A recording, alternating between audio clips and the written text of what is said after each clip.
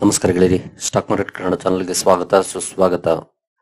ಗೆಳೆಯರಿ, ವಿಡಿಯೋದಲ್ಲಿ successful investor ಆಗಬೇಕು ಅಂತಂದ್ರೆ ನಾವು ಫಾಲೋ ಮಾಡಬೇಕಾಗಿರುವಂತ ಕೆಲವು ಇಂಪಾರ್ಟೆಂಟ್ ವಿಚಾರಗಳ ಬಗ್ಗೆ ಕವರ್ ಮಾಡ್ತಾ ಇದ್ದೀನಿ. ಅಥವಾ ಇದನ್ನ ಇನ್ವೆಸ್ಟ್ಮೆಂಟ್ ಲೆಸನ್ಸ್ ಅಂತ ಬೇಕಿದ್ರು ಅನ್ಕೊಳ್ಬಹುದು. ಸ್ಟಾಕ್ ಮಾರ್ಕೆಟ್ ಅಲ್ಲಿ ಸಕ್ಸಸ್ ಆಗಬೇಕು ಅಂತಂದ್ರೆ ಖಂಡಿತ ಒಂದಷ್ಟು ವಿಚಾರಗಳನ್ನ ತಿಳ್ಕೊಂಡು ಅದನ್ನ ಫಾಲೋ ಮಾಡೋದು ತುಂಬಾನೇ ಇಂಪಾರ್ಟೆಂಟ್ ಆಗುತ್ತೆ. ಹಾಗಾದ್ರೆ ನಾವು ಸಕ್ಸಸ್ ಆಗ್ಬೇಕು ಅಂತಂದ್ರೆ ಸ್ಟಾಕ್ ಮಾರ್ಕೆಟ್ ಅಲ್ಲಿ ಏನೆಲ್ಲ ವಿಚಾರಗಳನ್ನ ತಿಳ್ಕೊಂಡಿರ್ಬೇಕಾಗುತ್ತೆ ಅಥವಾ ಫಾಲೋ ಮಾಡ್ಬೇಕಾಗುತ್ತೆ. ಇಲ್ಲಿ ನಾನು ಮೇಜರ್ ಆಗಿ 6 ಪಾಯಿಂಟ್ಸ್ ಅನ್ನ ಕವರ್ ಮಾಡ್ತಾ ಇದ್ದೀನಿ. ಇಂಪಾರ್ಟೆಂಟ್ ಆಗಿರುವಂತಹ ಪಾಯಿಂಟ್ಸ್ ಅಂತಾನೆ ಹೇಳ್ಬೋದು. ಇದನ್ನ ಬೇಕಿದ್ರೆ ನಾನು ಅವಾಗಲೇ ಹೇಳಿದಾಗೆ ಇನ್ವೆಸ್ಟ್ಮೆಂಟ್ ಲೆಸನ್ಸ್ ಅಂತ ಕೂಡ ಅಂದ್ಕೊಳ್ಬಹುದು. ನೋಡೋಣ ಬನ್ನಿ, ಒಂದೊಂದಾಗಿ ಎಲ್ಲವನ್ನು ಕೂಡ ತಿಳ್ಕೊಳ್ಳೋಣ. ಹೇಳಿದ್ರೆ ಮೊದಲನೇದಾಗಿ ತುಂಬಾನೇ ಇಂಪಾರ್ಟೆಂಟ್ ಆಗಿ ಬೇಕಾಗಿರೋದು ಪೇಷನ್ಸ್ ಅಂಡ್ ಡಿಸಿಪ್ಲಿನ್. ನೀವು ಇನ್ವೆಸ್ಟ್ಮೆಂಟ್ ಮಾಡಿ ಅಥವಾ ಟ್ರೇಡಿಂಗ್ ಮಾಡಿ, ಪೇಷನ್ಸ್ ಅಂಡ್ ಡಿಸಿಪ್ಲಿನ್ ತುಂಬಾನೇ ಇಂಪಾರ್ಟೆಂಟ್ ಆಗುತ್ತೆ. ಬಟ್ ನಾವಂತೂ ಜಾಸ್ತಿ ಇನ್ವೆಸ್ಟ್ಮೆಂಟ್ ಬಗ್ಗೆ ಫೋಕಸ್ ಮಾಡುವಂತವ್ರು, ಹಾಗಾಗಿ ಇನ್ವೆಸ್ಟ್ಮೆಂಟ್ ಪರ್ಸ್ಪೆಕ್ಟಿವ್ ಅಲ್ಲಿ ನಾವು ಇದನ್ನ ನೋಡೋಣ. ಮಾರ್ಕೆಟ್ ಅಲ್ಲಿ ಸಕ್ಸಸ್ ಆಗ್ಬೇಕು ಅಂತಂದ್ರೆ ಖಂಡಿತ ಪೇಷನ್ಸ್ ತುಂಬಾನೇ important. At the same time discipline.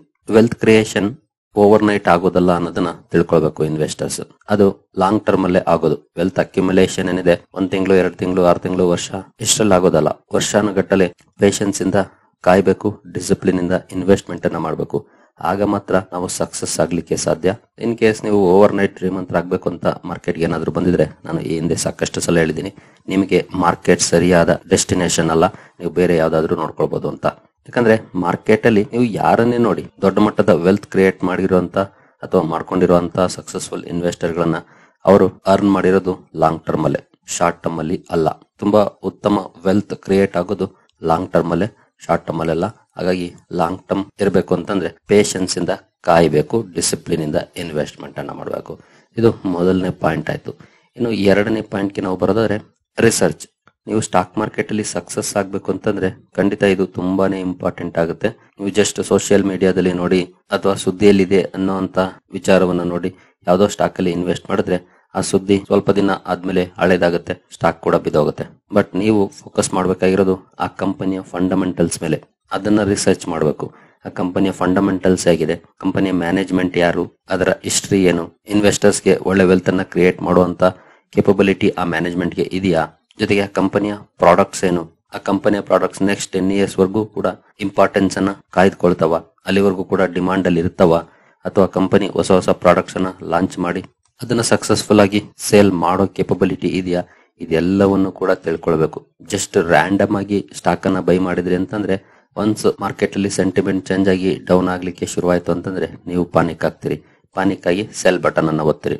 ಆದ್ರೆ ನೀವು ಆ ಕಂಪನಿಯ ಬಗ್ಗೆ ರಿಸರ್ಚ್ ಮಾಡಿದ್ರೆ, ಅಂದ್ರೆ ಆ ಕಂಪನಿಯ ಬಗೆಗಿನ ಸಾಕಷ್ಟು ವಿಚಾರಗಳನ್ನ ತಿಳ್ಕೊಂಡಿದ್ರೆ ಅಂತ ಸಂದರ್ಭದಲ್ಲಿ ನೀವು ಪಾನಿಕ್ ಆಗೋದಿಲ್ಲ.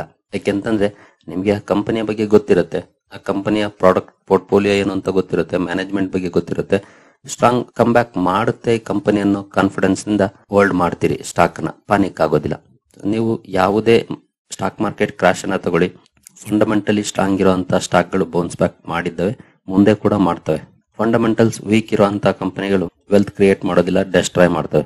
ಹಾಗಾಗಿ ನಾವು ಫೋಕಸ್ ಮಾಡಬೇಕಾಗಿರೋದು ಕಂಪನಿಯ ಫಂಡಮೆಂಟಲ್ಸ್ ಮೇಲೆ, ಕಂಪನಿಯ ಮ್ಯಾನೇಜ್ಮೆಂಟ್ ಮೇಲೆ. ಇದ್ರ ಬಗ್ಗೆ ರಿಸರ್ಚ್ ನ ಮಾಡಬೇಕು. ಇದು ತುಂಬಾನೇ ಇಂಪಾರ್ಟೆಂಟ್ ಪಾಯಿಂಟ್ ಆಗುತ್ತೆ ಸ್ಟಾಕ್ ಮಾರ್ಕೆಟ್ ಅಲ್ಲಿ ಸಕ್ಸಸ್ಫುಲ್ ಇನ್ವೆಸ್ಟರ್ ಆಗ್ಬೇಕು ಅಂತಂದ್ರೆ. ಇನ್ನು ಮೂರನೇ ಪಾಯಿಂಟ್ ಗೆ ನಾವು ಬರೋದಾದ್ರೆ ಅದು ಕೂಡ ತುಂಬಾನೇ ಇಂಪಾರ್ಟೆಂಟ್ ಆಗಿರುವಂತದ್ದು ರಿಸ್ಕ್ ಮ್ಯಾನೇಜ್ಮೆಂಟ್. ತುಂಬಾ ಜನ ಇದ್ರ ಕಡೆ ತಲೆನೇ ಕೆಡಿಸ್ಕೊಳ್ಳೋದಿಲ್ಲ. ಇದು ಎಷ್ಟು ಇಂಪಾರ್ಟೆಂಟ್ ಅಂತಂದ್ರೆ ಇದೇ ನಿಮ್ಮ ವೆಲ್ತ್ ಅನ್ನ ಕ್ರಿಯೇಟ್ ಮಾಡೋದಾ ಅಥವಾ ಡೆಸ್ಟ್ರಾಯ್ ಮಾಡೋದಾ ಅನ್ನೋದನ್ನ ಡಿಸೈಡರ್ ಪಾಯಿಂಟ್. ಯಾಕೆಂತಂದ್ರೆ ನಿಮ್ಮ ರಿಸ್ಕ್ ಟೇಕಿಂಗ್ ಎಬಿಲಿಟಿ ಏನು, ಅದ್ರ ಮೇಲೆ ನೀವು ರಿಸ್ಕ್ ಅನ್ನ ತಗೊಳ್ಬೇಕು. ಮಾರ್ಕೆಟ್ ಅಲ್ಲಿ ಅಂದ್ರೆ ಡೈವರ್ಸಿಫೈ ಮಾಡಬೇಕು, ಎಲ್ಲಿ ಎಷ್ಟು ಇನ್ವೆಸ್ಟ್ ಮಾಡಬೇಕು, ಎಲ್ಲಿ ಜಾಸ್ತಿ ರಿಸ್ಕ್ ಇದೆ, ಎಲ್ಲಿ ಕಡಿಮೆ ರಿಸ್ಕ್ ಇದೆ, ಇದನ್ನ ಐಡೆಂಟಿಫೈ ಮಾಡಬೇಕು. ಕಡಿಮೆ ರಿಸ್ಕ್ ಇರುವಂತ ಕಡೆ ಜಾಸ್ತಿ ಇನ್ವೆಸ್ಟ್ಮೆಂಟ್ ಅನ್ನ ಮಾಡಬೇಕು. ನೀವು ರಿಸ್ಕ್ ತಗೊಳ್ಳೋರಲ್ಲ ಅಂತಂದ್ರೆ, ನೀವು ರಿಸ್ಕ್ ತಗೊಳ್ಳೋರು ಅಂತಂದ್ರೆ ರಿಸ್ಕ್ ಜಾಸ್ತಿ ಇರುವಂತ ಕಡೆ ಜಾಸ್ತಿ ಇನ್ವೆಸ್ಟ್ಮೆಂಟ್ ಮಾಡಬೇಕು. ಫಸ್ಟ್ ನಿಮ್ಮ ರಿಸ್ಕ್ ಟೇಕಿಂಗ್ ಅಬಿಲಿಟಿ ಏನು ಅದನ್ನ ಐಡೆಂಟಿಫೈ ಮಾಡಬೇಕು. ಅದನ್ನ ನಾನು ಹಿಂದೆ ಒಂದು ಸಣ್ಣ ಉದಾಹರಣೆಯನ್ನ ಕೊಡ್ತಾ ಇರ್ತೀನಿ, ಎಲ್ರಿಗೂ ಈಸಿಯಾಗಿ ಅರ್ಥ ಆಗುವಂತದ್ದು. ರಿಸ್ಕ್ ಹೆಚ್ಚು ತಗೊಳ್ಳೋದು ಅಂತಂದ್ರೆ ಸಿಂಪಲ್ ಉದಾಹರಣೆಯನ್ನ ಕೊಡೋದಾದ್ರೆ, ನೀವು ಕಳ್ಕೊಳಕ್ ಎಷ್ಟು ರೆಡಿ ಇದ್ದೀರಿ ಅಷ್ಟನ್ನ ಇನ್ವೆಸ್ಟ್ ಮಾಡುವಂತದ್ದು ರಿಸ್ಕ್ ಜಾಸ್ತಿ ಇರುವಂತ ಕಡೆ. ಫಾರ್ ಎಕ್ಸಾಂಪಲ್, ಯಾರೋ ಒಬ್ಬರಿಗೆ 10,000 ಹೋದ್ರು ಕೂಡ ಏನ್ ಚಿಂತೆ ಇಲ್ಲ, ಅವರ ಫೈನಾನ್ಷಿಯಲ್ ಸ್ಟೆಬಿಲಿಟಿಗೆ ಏನು ಸಮಸ್ಯೆ ಇಲ್ಲ ಅಂತಂದ್ರೆ ಅವರ ರಿಸ್ಕ್ ಟೇಕಿಂಗ್ ಎಬಿಲಿಟಿ 10,000. ಇನ್ನೊಬ್ಬರಿಗೆ 1 lakh ಹೋದ್ರು ಕೂಡ ಏನು ತೊಂದರೆ ಆಗದೆ ಇರಬಹುದು, ಅದು ಅವರ ರಿಸ್ಕ್ ಟೇಕಿಂಗ್ ಎಬಿಲಿಟಿ. ಇನ್ನೊಬ್ಬರಿಗೆ 10 lakh ಹೋದ್ರು ಸಮಸ್ಯೆ ಇಲ್ಲ ಅನ್ಸ್ಬೋದು, ಅವ್ರದ್ದು ಅವರ ರಿಸ್ಕ್ ಟೇಕಿಂಗ್ ಎಬಿಲಿಟಿ. ಈ ರೀತಿ ನಿಮ್ಮ ರಿಸ್ಕ್ ಅನ್ನ ಐಡೆಂಟಿಫೈ ಮಾಡಬೇಕು, ಅದ್ರ ಮೇಲೆ ಇನ್ವೆಸ್ಟ್ಮೆಂಟ್ ಅನ್ನ ಮಾಡಬೇಕು. ಇಲ್ಲ ನನಗೆ 10,000 ಹೋದ್ರು ಕೂಡ ಸಮಸ್ಯೆಗಳಾಗುತ್ತೆ ಅನ್ನೋಂಥವ್ರು ಜಾಸ್ತಿ ಇನ್ವೆಸ್ಟ್ಮೆಂಟ್ ಅನ್ನ ರಿಸ್ಕ್ ಕಡಿಮೆ ಇರುವಂತ ಕಡೆ ಇನ್ವೆಸ್ಟ್ ಮಾಡ್ಬೇಕಾಗತ್ತೆ. ಇದನ್ನ ನಾವು ಅರ್ಥ ಮಾಡ್ಕೊಳ್ಬೇಕು. ಯಾರು ಇದನ್ನ ಅರ್ಥ ಮಾಡ್ಕೊಳ್ತಾರೋ ಅವರು ಸಕ್ಸಸ್ಫುಲ್ ಆಗ್ತಾರೆ ಸ್ಟಾಕ್ ಮಾರ್ಕೆಟ್ ಅಲ್ಲಿ. ಜೊತೆಗೆ ಒಂದು ಹೆಜ್ಜೆ ಅಥವಾ ಒಂದು ಮೆಟ್ಟಿಲನ್ನ ಮೇಲೆ ಇರ್ತಾರೆ. ರಿಸ್ಕ್ ಮ್ಯಾನೇಜ್ಮೆಂಟ್ ತುಂಬಾನೇ ಕ್ರೂಷಿಯಲ್ ಆಗುತ್ತೆ. ಇನ್ ಕೇಸ್ ನೀವು ಏನಾದ್ರು ಟ್ರೇಡ್ ಮಾಡ್ತೀರಿ ಅಂತಂದ್ರೆ ಅವ್ರಿಗಂತೂ ತುಂಬಾನೇ ಇಂಪಾರ್ಟೆಂಟ್ ಆಗುತ್ತೆ. ಬಟ್ ನಾವಂತೂ ಜಾಸ್ತಿ ಇನ್ವೆಸ್ಟ್ಮೆಂಟ್ ಕಡೆ ಫೋಕಸ್ ಮಾಡೋರು, ಟ್ರೇಡಿಂಗ್ ಅನ್ನ ಯಾವತ್ತೂ ಪಕ್ಕಕ್ಕೆ ಇಡ್ತೀವಿ. ಇನ್ವೆಸ್ಟ್ಮೆಂಟ್ ಪಾಯಿಂಟ್ ಆಫ್ ವ್ಯೂ ನಲ್ಲಿ ನೋಡೋದಾದ್ರೆ ಇಲ್ಲೂ ಕೂಡ ನಮ್ಮ ರಿಸ್ಕ್ ಟೇಕಿಂಗ್ ಎಬಿಲಿಟಿಗೆ ತಕ್ಕಂತೆ ಇನ್ವೆಸ್ಟ್ಮೆಂಟ್ ಅನ್ನ ಮಾಡಬೇಕಾಗುತ್ತೆ. ರಿಸ್ಕ್ ಮ್ಯಾನೇಜ್ಮೆಂಟ್ ಅನ್ನ ಅರ್ಥ ಮಾಡ್ಕೊಳ್ಬೇಕಾಗುತ್ತೆ. ನಮ್ಮ ರಿಸ್ಕ್ ಗೆ ತಕ್ಕಂತೆನೆ ಇನ್ವೆಸ್ಟ್ಮೆಂಟ್ ಅನ್ನ ಮಾಡಬೇಕಾಗುತ್ತೆ. ಇನ್ನು 4ನೇ ಪಾಯಿಂಟ್ಗೆ ನಾವು ಬರೋದಾದ್ರೆ ಅದು ಲಾಂಗ್ ಟರ್ಮ್ ಫೋಕಸ್. ನನಗಾಗ್ಲೇ ಮೊದಲನೇ ಪಾಯಿಂಟ್ ನ ಎಕ್ಸ್ಪ್ಲೈನ್ ಮಾಡೋವಾಗ್ಲೇ ಹೇಳಿದೆ, ವೆಲ್ತ್ ಯಾವತ್ತೂ ಬಿಲ್ಡ್ ಆಗೋದು ಲಾಂಗ್ ಟರ್ಮ್ ಅಲ್ಲಿ, ಶಾರ್ಟ್ ಟರ್ಮ್ ಅಲ್ಲಿ ಅಲ್ಲ. ಹಾಗಾಗಿ ಲಾಂಗ್ ಟರ್ಮ್ ಫೋಕಸ್ ಇರಬೇಕು, ಪೇಷನ್ಸ್ ಅಂಡ್ ಡಿಸಿಪ್ಲಿನ್ ಇರಬೇಕು. ಯಾವತ್ತು successful investor long term focus ಮಾಡ್ತಾರೆ. ಜೊತೆಗೆ ಶಾರ್ಟ್ ಟರ್ಮ್ ಫ್ಲಕ್ಚುಯೇಷನ್ಸ್ ಏನಿರುತ್ತೆ, ಅಪ್ಸ್ ಅಂಡ್ ಡೌನ್ಸ್, ಅದ್ರ ಬಗ್ಗೆ ಹೆಚ್ಚು ತಲೆ ಕೆಡಿಸ್ಕೊಳ್ಳೋದಿಲ್ಲ. ಅವರು ಹೆಚ್ಚು ಫಂಡಮೆಂಟಲ್ಸ್ ಕಡೆ ಕಾನ್ಸಂಟ್ರೇಟ್ ಮಾಡ್ತಾರೆ. ಫಂಡಮೆಂಟಲ್ಸ್ ಚೆನ್ನಾಗಿದೆಯಾ, ಶಾರ್ಟ್ ಟರ್ಮ್ ಅಲ್ಲಿ ಸ್ಟಾಕ್ ಡೌನ್ ಆಯ್ತಾ, ಅದನ್ನ ಅಪಾರ್ಚುನಿಟಿ ಆಗಿ ಬೆಳೆಸ್ಕೊಳ್ತಾರೆ. ಸೊ ನಾವು ಫೋಕಸ್ ಮಾಡಬೇಕಾಗಿರೋದು ಅಷ್ಟೇ, ಸ್ಟಾಕ್ ಡೌನ್ ಆಯ್ತು ಅಂತ ಪಾನಿಕ್ ಆಗುವಂತದ್ದಲ್ಲ. ಕಂಪನಿಯ ಫಂಡಮೆಂಟಲ್ ಸರಿ ಇದೆಯಾ, ದೆನ್ ಹೆದರ್ಕೊಳ್ಳುವಂತ ಅವಶ್ಯಕತೆ ಇಲ್ಲ. ಆಕ್ಚುಲಿ ಅದು ಅಪಾರ್ಚುನಿಟಿ. ಸೊ ಸಕ್ಸಸ್ಫುಲ್ ಇನ್ವೆಸ್ಟರ್ ಆಗ್ಬೇಕು ಅಂತಂದ್ರೆ ಲಾಂಗ್ ಟರ್ಮ್ ಫೋಕಸ್ ಇರಬೇಕು, ಶಾರ್ಟ್ ಟರ್ಮ್ ಫ್ಲಕ್ಚುಯೇಷನ್ಸ್ ಕಡೆ ಹೆಚ್ಚು ತಲೆ ಕೆಡಿಸ್ಕೊಳಕ್ ಹೋಗ್ಬಾರ್ದು. ಸೊ ಈ ಪಾಯಿಂಟ್ ಅನ್ನ ನೀವು ಅರ್ಥ ಮಾಡ್ಕೊಂಡು ಮುಂದುವರಿಬಹುದು. ಇನ್ನು ನೆಕ್ಸ್ಟ್ ಪಾಯಿಂಟ್ಗೆ ನಾವು ಬರೋದಾದ್ರೆ ಕಂಟಿನ್ಯೂಸ್ ಲರ್ನಿಂಗ್. ಮಾರ್ಕೆಟ್ ಅಲ್ಲಿ ನೀವು ಸಕ್ಸಸ್ ಆಗ್ಬೇಕು ಅಂತಂದ್ರೆ ನಿಮ್ಮ ನಾಲೆಡ್ಜ್ ಅನ್ನ ಪ್ರತಿದಿನ ಕೂಡ ಹೆಚ್ಚಿಸ್ಕೊಳ್ತಾನೆ ಇರಬೇಕಾಗುತ್ತೆ. ಕಂಟಿನ್ಯೂಸ್ ಆಗಿ ವಿಷಯಗಳನ್ನ ತಿಳ್ಕೊಳ್ತಾ ಇರಬೇಕಾಗುತ್ತೆ. ನೀವು ಹೆಚ್ಚು ವಿಷಯಗಳನ್ನ ತಿಳ್ಕೊಂಡಷ್ಟು ಹೆಚ್ಚು ಸಂಪಾದನೆ ಮಾಡಬಹುದು. ಮಾರ್ಕೆಟ್ ಅಲ್ಲಿ ಏನೆಲ್ಲ ಡೆವಲಪ್ಮೆಂಟ್ಸ್ ಆಗ್ತಿದೆ, ಆ ಡೆವಲಪ್ಮೆಂಟ್ ಗೆ ತಕ್ಕಂತೆ ಸ್ಟ್ರಾಟಜಿನ ಏನ್ ಮಾಡಬಹುದು. ಫಾರ್ ಎಕ್ಸಾಂಪಲ್ ನಾವು ಈಗಿನ ಉದಾಹರಣೆಯನ್ನೇ ತಗೊಂಡ್ರೆ ಟ್ಯಾರಿಫ್ ವಾರ್.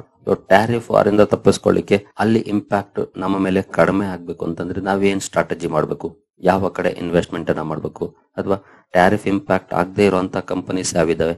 ಸೊ ಈ ತರದ ವಿಚಾರಗಳಿದಾವಲ್ಲ, ಇವುಗಳನ್ನ ತಿಳ್ಕೊಂಡು ಸ್ಟೇ ಅಪ್ಡೇಟೆಡ್ ಅಂತಾರೆ. ಅದೇ ಕಾರಣಕ್ಕೆ ನಾನು ಸಾಕಷ್ಟು ಸುದ್ದಿಗಳನ್ನ ನಿಮ್ಮ ಮುಂದೆ ತರ್ತಾ ಇರ್ತೀನಿ. ಕೆಲವರಿಗೆ ಅದು ರಿಪೀಟೆಡ್ ಅನ್ಸ್ಬೋದು, ಬಟ್ ಸ್ಟೇ ಅಪ್ಡೇಟೆಡ್ ಆಗಿರೋದು ತುಂಬಾನೇ ಇಂಪಾರ್ಟೆಂಟ್ ಆಗುತ್ತೆ. ಅಪ್ಡೇಟೆಡ್ ಆಗಿದ್ದಾಗ ಕೆಲವು ಸಮಸ್ಯೆಗಳಿಗೆ ತಾನಾಗಿ ಸೊಲ್ಯೂಷನ್ ಸಿಕ್ಬಿಡುತ್ತೆ. ಜೊತೆಗೆ ಮಾರ್ಕೆಟ್ ಅಲ್ಲಿ ನನಗೆ ಎಲ್ಲ ಗೊತ್ತು ಅಂತ ಹೇಳೋರು ಯಾರು ಇಲ್ಲ, ಇರ್ಲಿಕ್ಕೆ ಸಾಧ್ಯನೂ ಇಲ್ಲ. ಪ್ರತಿಯೊಬ್ರು ಕೂಡ ಎಷ್ಟೇ ದೊಡ್ಡ ಇನ್ವೆಸ್ಟರ್ ಆಗಿದ್ರು ಕೂಡ ಸ್ಟಾಕ್ ಮಾರ್ಕೆಟ್ ನ ಸ್ಟೂಡೆಂಟ್ ಆಗಿರಬೇಕು. ಡೌನ್ ಟು ಅರ್ತ್ ಅಂತಾರಲ್ಲ ಹಾಗೆ. ಯಾರು ಕಂಟಿನ್ಯೂಸ್ ಲರ್ನಿಂಗ್ ಕಡೆ ಫೋಕಸ್ ಮಾಡ್ತಾರೋ ಅವ್ರು ಯಾವಾಗ್ಲೂ ಒಂದು ಹೆಜ್ಜೆ ಮುಂದೆ ಇರ್ತಾರೆ. ಇನ್ನು ನೆಕ್ಸ್ಟ್ ಪಾಯಿಂಟ್ ಗೆ ನಾವು ಬರೋದಾದ್ರೆ ಅದು ಕೂಡ ತುಂಬಾನೇ ಇಂಪಾರ್ಟೆಂಟ್ ಆಗಿರುವಂತದ್ದು ಎಮೋಷನಲ್ ಕಂಟ್ರೋಲ್. ಇದು ಕೂಡ ಬಹಳ ಇಂಪಾರ್ಟೆಂಟ್ ಆಗಿರುವಂತದ್ದು, ನಮ್ಮ ಸಕ್ಸಸ್ ಅನ್ನ ಡಿಸೈಡ್ ಮಾಡುವಂತದ್ದು. ನಾನು ಅವಾಗ್ಲೂ ಹೇಳ್ದಲ್ಲ, ಪಾನಿಕ್ ಆಗೋದು ಅಂತ ಅಥವಾ ಭಯ ಬಿದ್ದು ಶೇರ್ ಅನ್ನ ಸೇಲ್ ಅಥವಾ ಬೈ ಮಾಡುವಂತದ್ದು. ನಾವು ಎಮೋಷನ್ ಕಂಟ್ರೋಲ್ ಮಾಡಿದ್ರೆ ಒಬ್ವಿಯಸ್ಲಿ ಆ ರೀತಿಯ ನಿರ್ಧಾರಗಳು ಬರೋದಿಲ್ಲ. ಯಾವುದೋ ಸುದ್ದಿಯನ್ನ ನೋಡಿ ಸ್ಟಾಕ್ ಅನ್ನ ಬೈ ಮಾಡೋದಾಗ್ಲಿ ಅಥವಾ ಸೆಲ್ ಮಾಡೋದಾಗ್ಲಿ ಮಾಡೋದಿಲ್ಲ. ಆ ಕಂಪನಿಯ ಫಂಡಮೆಂಟಲ್ಸ್ ನ ನೋಡಿ ಡಿಸೈಡ್ ಮಾಡ್ತೀವಿ. ಫಿಯರ್ ಅಂಡ್ ಗ್ರೀಡ್ ನ ಕಂಟ್ರೋಲ್ ಮಾಡುವಂತ ಎಬಿಲಿಟಿ ನಾವು ಬೆಳೆಸ್ಕೊಳ್ಬೇಕು. ಯಾವಾಗ ಈ ಎಬಿಲಿಟಿ ಬೆಳೆಯುತ್ತೆ ಅಂತಂದ್ರೆ ನಮಗೆ ಸರಿಯಾಗಿ ವಿಚಾರಗಳು ಗೊತ್ತಿದ್ದಾಗ, ಆ ಕಂಪನಿ ಬಗ್ಗೆ ಸರಿಯಾದ ಮಾಹಿತಿ ಇದೆ, ಫಂಡಮೆಂಟಲ್ಸ್ ನ ನೋಡಿದೀವಿ, ಪ್ರಾಡಕ್ಟ್ಸ್ ಬಗ್ಗೆ ಗೊತ್ತು, ಮ್ಯಾನೇಜ್ಮೆಂಟ್ ಬಗ್ಗೆ ಗೊತ್ತು ಅಂದಾಗ ಖಂಡಿತ ನಾವು ಎಂತಹ ಸಿಚುಯೇಷನ್ ಬಂದ್ರೂ ಕೂಡ ಭಯ ಪಡೋದಿಲ್ಲ ಅಥವಾ ಅತಿ ಆಸೆಗೂ ಒಳಗಾಗೋದಿಲ್ಲ. ಸೊ ವಿಷಯ ಗೊತ್ತಿಲ್ದಾಗ ಆಬ್ವಿಯಸ್ಲಿ ಭಯ ಎಲ್ರಿಗೂ ಕೂಡ ಅದೇ ಆಗುತ್ತೆ. ಹಾಗಾಗಿನೇ ಈ ಎಲ್ಲ ಪಾಯಿಂಟ್ಸ್ ಕೂಡ ತುಂಬಾನೇ ಇಂಪಾರ್ಟೆಂಟ್ ಆಗುತ್ತೆ. ಒಂದಕ್ಕೊಂದು ಸಂಬಂಧವನ್ನ ಹೊಂದಿರುವಂತ ಪಾಯಿಂಟ್ಸ್ ಆಗಿದ್ದಾವೆ. ಎಮೋಷನಲ್ ಕಂಟ್ರೋಲ್ ಯಾವಾಗ ಆಗುತ್ತೆ, ವಿಚಾರ ಗೊತ್ತಿದ್ದಾಗ. ವಿಚಾರ ಯಾವಾಗ ಗೊತ್ತಿರುತ್ತೆ, ನಾವು ಆ ಕಂಪನಿ ಬಗ್ಗೆ ರಿಸರ್ಚ್ ಮಾಡಿದ್ದಾಗ. ನಾವು ರಿಸರ್ಚ್ ಯಾವಾಗ ಮಾಡ್ತೀವಿ, ಕಂಟಿನ್ಯೂಸ್ ಲರ್ನಿಂಗ್ ಇದ್ದಾಗ. ಇವುಗಳ ಜೊತೆ long term focus, patience and discipline, ಎಲ್ಲ ಪಾಯಿಂಟ್ಸ್ ಕೂಡ ಒಂದಕ್ಕೊಂದು ಸಂಬಂಧವನ್ನು ಹೊಂದಿರುವಂತವೆ. ಇವುಗಳನ್ನ ಯಾರು ತಿಳ್ಕೊಂಡು ಫಾಲೋ ಮಾಡ್ತಾರೋ ಖಂಡಿತ ಅವರು ಸಕ್ಸಸ್ಫುಲ್ ಇನ್ವೆಸ್ಟರ್ ಆಗೋದ್ರಲ್ಲಿ ಡೌಟೇ ಇಲ್ಲ. ನಾನು ಯಾವಾಗ್ಲೂ ಹೇಳ್ತಾ ಇರ್ತೀನಿ, ಲರ್ನಿಂಗ್ ಕಡೆ ಫೋಕಸ್ ಮಾಡಿ ಅರ್ನಿಂಗ್ ಆಟೋಮೆಟಿಕ್ ಆಗುತ್ತೆ ಅಂತ. ಸ್ಟಾಕ್ ಮಾರ್ಕೆಟ್ ಅಲ್ಲಿ ಖಂಡಿತ ಇದು 100% ಸತ್ಯ. ನಾವು ಹೆಚ್ಚು ವಿಷಯಗಳನ್ನ ಕಂಪನಿಗಳ ಬಗ್ಗೆ ಆಗ್ಬೋದು, ಇನ್ವೆಸ್ಟ್ಮೆಂಟ್ ಬಗ್ಗೆ ಆಗ್ಬೋದು ತಿಳ್ಕೊಂಡಷ್ಟು ಉತ್ತಮ ನಿರ್ಧಾರಗಳನ್ನ ತಗೊಳ್ತೀವಿ. ಆ ಉತ್ತಮ ನಿರ್ಧಾರಗಳು ನಮ್ಗೆ ಒಳ್ಳೆ ರಿಟರ್ನ್ಸ್ ಅನ್ನ ಕೊಡ್ತವೆ.